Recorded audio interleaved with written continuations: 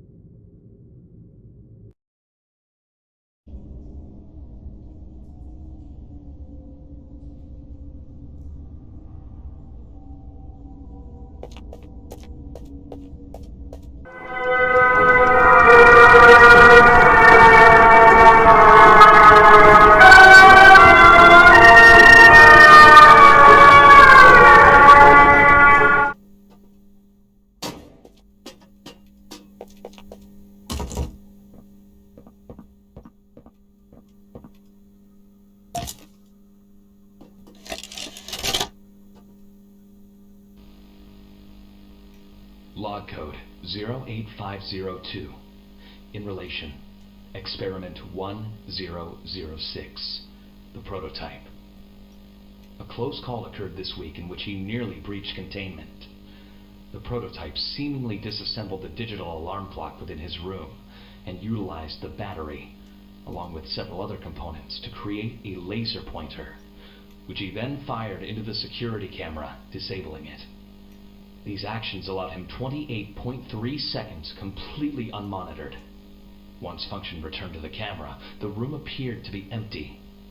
One surveillance specialist went in to confirm his absence. However, upon opening the door, she realized that the prototype had hidden in one of the camera's blind spots. The prototype attempted to escape through the open door. However, another surveillance specialist was able to remotely relock the door, despite the other specialists still being inside. One casualty occurred. The prototype seems to possess an unprecedented level of intelligence beyond that of all other test subjects, as well as an alarming willingness to commit violence. Further suppression treatments will need to be enacted to ensure that no other experiments develop these qualities. Experiment 1170, Huggy Wuggy, remains the optimal outcome due to his sufficient intelligence paired with maximum obedience. End of log.